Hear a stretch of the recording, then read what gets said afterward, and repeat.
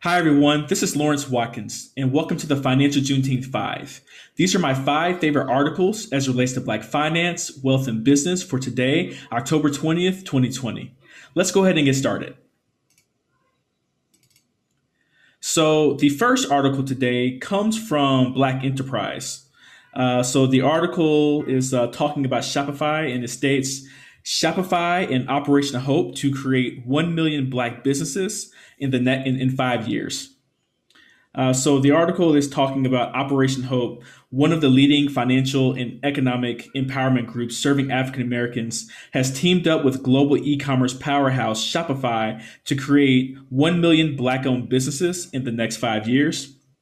It states John Hope Bryant, the organization's president and CEO, announced today the Hope 1 million new Black business and new Black entrepreneurship initiative. So, one MBBB, I think it's called for short, and its goal to develop multitudes of new Black owned firms throughout the nation in the U.S. by the year 2030.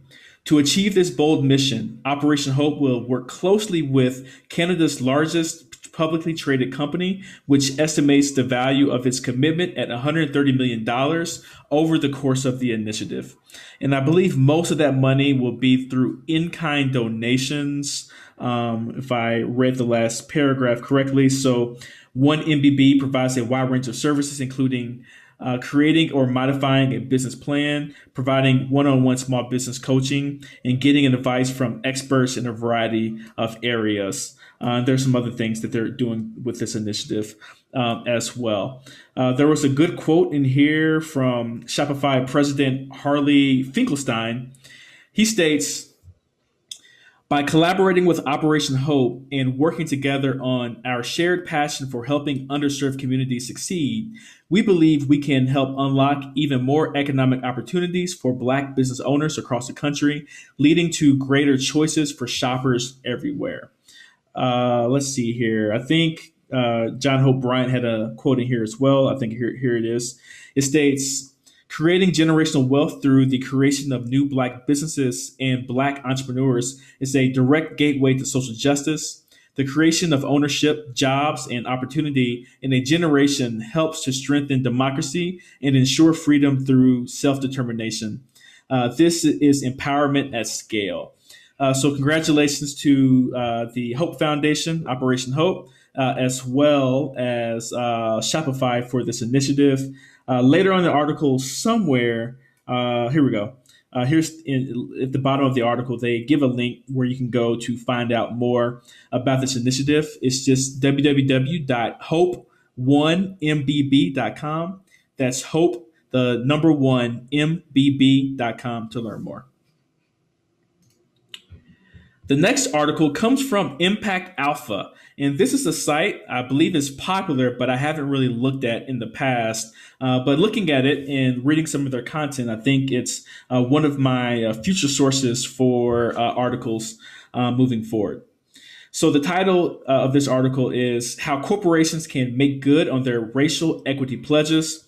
And it's written by, I believe, this man, Bill Bynum, who is the CEO of Hope Credit Union. I can't remember what state he's in. I want to say like Mississippi or something like that.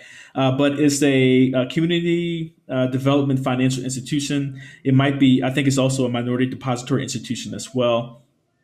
But he's talking about how his bank and the model of certain organizations and companies like Netflix and Goldman Sachs are creating the model in regards to dispersing income in financial investments to Black communities nationwide. So it starts off talking about how both of these companies bet big on Black controlled financial institutions, one of his, being one of those institutions.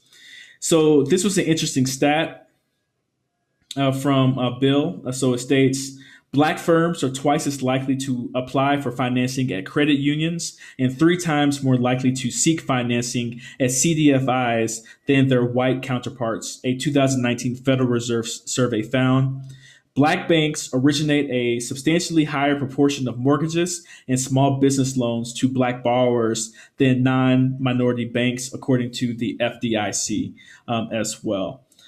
So Later on in the article, he says, yet despite their demonstrated ability to deploy capital successfully in often overlooked places, Black controlled financial institutions grapple with capital challenges similar to the communities that they actually serve.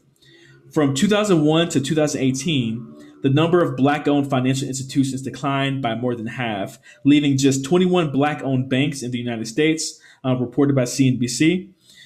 Not one manages over $1 billion, even though a recent merger between Broadway Financial and City First Bank could likely change that.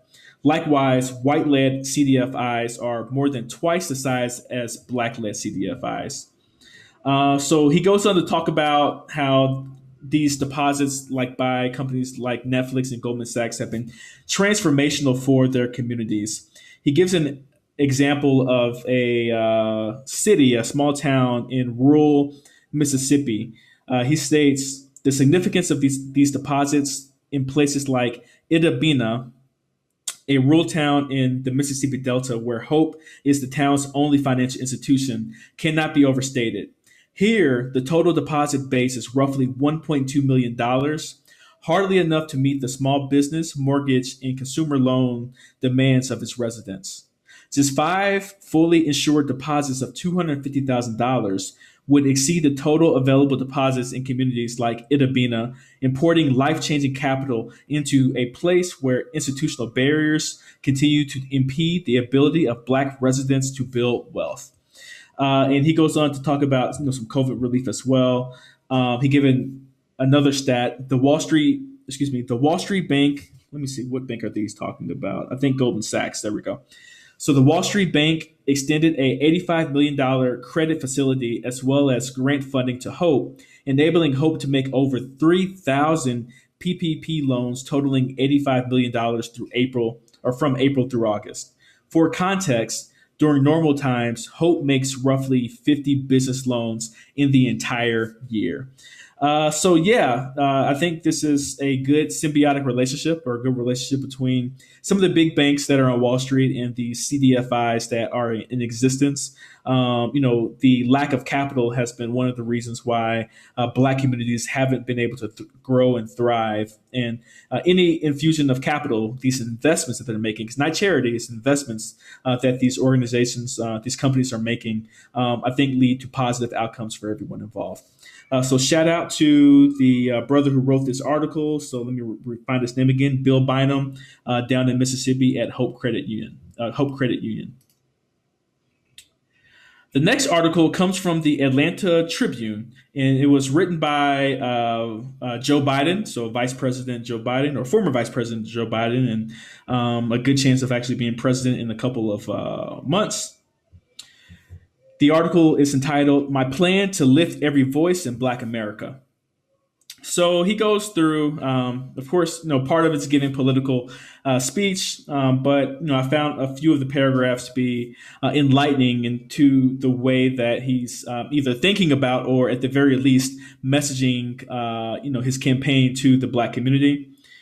So here it says, today there are Americans all across the country, especially Black Americans, who are exhausted and hurting, who are disappointed by a system that never seems to deliver for your communities, who are sick and tired of a cycle where in good times, Black communities lag behind, and in bad times, they get hit first and hardest, and in recovery, they take the longest to bounce back.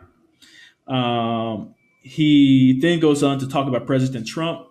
President Trump wants to paper over the living wound of racism. He's issued executive orders and established a new national commission designed to whitewash our history and deny the daily reality of being Black in America. He actively appeals to white supremacists and fans the flames of hatred and division in our country because he thinks it benefits him politically. He ignores the most basic job of every president, the duty to care for all of us, not just those who voted for him. Later on, he talks about a commitment to nominating a Black woman to serve on the Supreme Court. In addition to that, Black wealth for families of color and passing it down. That's something he's talking through. Closing the racial wealth gap is one of the most powerful ways we can build real equity in our society. And it's going to require a full court press, That's why my Lift Every Voice plan is a comprehensive agenda to take on the range of issues that drive inequality in Black America. And he talks about a few of these. So, housing discrimination, like redlining, how families are judged in terms of who's creditworthy and who's not, and providing a $15,000 down payment tax credit to help millions of young Black families to buy their first home. So check this out on Atlanta Tribune. I would also check out both plans from President Trump and also from former Vice President Biden as well. If you want to learn more. And of course, check out our boys' plan at the Black Financial Channel in the Financial Juneteenth Cube in terms of his thoughts and recommendations as well. The next article is somewhat of a follow-up article on one of the press releases that I talked about yesterday. And I thought it was like a one-time thing in terms of Pepsi, but it looks like Pepsi has a larger initiative as it relates to getting more Black people in the restaurant space. So today's article, the title is National Urban League launches Black Restaurant Accelerator Program powered by $10 million grant from PepsiCo Foundation. The program will fuel Black-owned restaurants by providing capital, training, and also mentorship. So they joined forces with the Black Restaurant Accelerator, which will boost approximately 500 Black-owned businesses over the next 5 years. The PepsiCo Foundation is providing $10 million in grants to fund the program, which will provide current and aspiring Black restaurateurs with access to capital, training, mentorship, as I mentioned before. There's a quote in here from Mark Morial, the president and CEO of the National Urban League. This is a game-changing program that will provide Black restaurateurs with access to business building resources tailored to meet their specific needs. Our understanding of the local business environment and community, paired with subject matter expertise from Pepsi, the Pepsi team, members will give business owners a leg up as they look to grow. Restaurateurs interested in receiving updates can go here, and there's a link actually in the article if you would like to learn more. But Pepsi's doing a few other things. Like yesterday, I talked about the pathways to Black franchise ownership for those who may want to own a restaurant franchise. Black Restaurant Week. They set up an advisory council with different chefs and also Black entrepreneurs. These efforts are part of the $400 million commitment PepsiCo made over the next 5 years to advance racial equity within the company, industry, and communities it serves. So, there we go with Pepsi. The last article today comes from Bloomberg. And this is an op-ed from a person by the name of Marcus C. Mundy. I'm not exactly sure how to pronounce that, but Marcus Mundy out of Portland, Oregon. And it states, to lift up communities of color, fix public transit. A proposed payroll tax on the Portland ballot invests in Black and brown communities, but corporations like Nike that say they support racial equity oppose it. So oppose the initiative. I agree with this article in regards to his underlying thesis in regards to what's next for the movement and what's next in regards to dismantling systemic racism. Marcus Mundy states in this paragraph, policies as mundane as infrastructure and accessibility represent the next frontier in our struggle.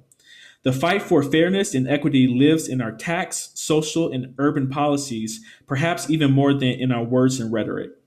While not glamorous, these policies offer communities of color the access to education and economic opportunity to lift themselves up, the benefits of which pave the path to higher economic status and build political power that is desperately lacking. So I think that's a good summary of his way of thinking, and one that I actually agree with. This measure, so now we're getting into the Get Moving 2020 campaign. This measure, Get Moving 2020, would fund a range of transportation improvements, including expanding and electrifying our bus network and light rail system and providing free transit passes to youth.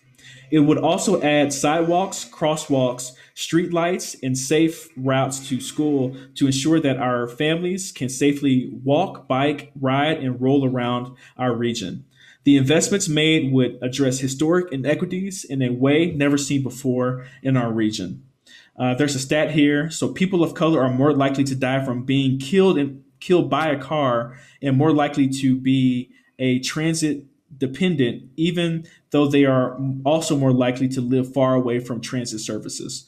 And you see this as gentrification happens. You'll notice in many major cities, gentrification is happening along transit routes as more people are moving back to the city. The richer you are, the more you have to pay to actually have an easier pathway to work, which has usually historically been in city centers. But he also talks about in this article that he's been getting opposition from companies like Nike, and I think the other one might have been TurboTax or something like that, or Intel. Excuse me, Intel was the other business that was proposing it.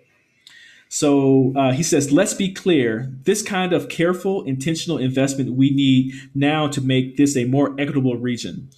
The money has to come from somewhere, and in this case, it would come from a modest 0.75% payroll tax on businesses that have more than 25 employees. Unfortunately, this measure faces unexpected opposition, led by one of our own regional Fortune 500 companies, Nike. This is the same company that made a show of its stance against racism in recent ads that said, "Don't turn your back on racism," and feature Colin Kaepernick taking the knee. So Nike and other organizations aren't really in support of this measure because it increases, the amount of money they actually have to pay in taxes. And no matter how much Nike and others, talk about racial justice and racial inequities, and they will use it in marketing campaigns like with Colin Kaepernick. When it comes to hardcore numbers, that's something that you have to watch out for because at the end of the day, these are still businesses. Politicians are still politicians, and everyone is looking out for their interest when it's all said and done. But those are my 5 articles for today. Please, before you get out of here, make sure you like, share, subscribe to the Financial Juneteenth channel if you would like to receive more information like the information that I was sharing today. Also, let me know how I'm doing with the FJT5. Is this a segment that you would like for us to keep doing? And if not, let us know. If so, let us know as well. We'll be going for another 3 weeks. And if you all continue to like it, we'll push forward and make this a standard part of our rotation.